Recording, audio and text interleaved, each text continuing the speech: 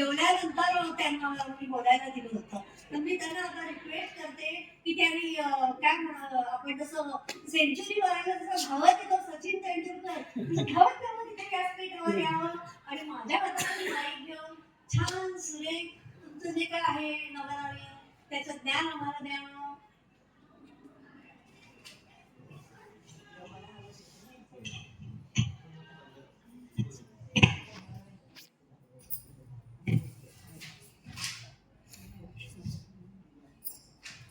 सगळ्यांनी घ्या नाही तुम्हाला विषय कळेल.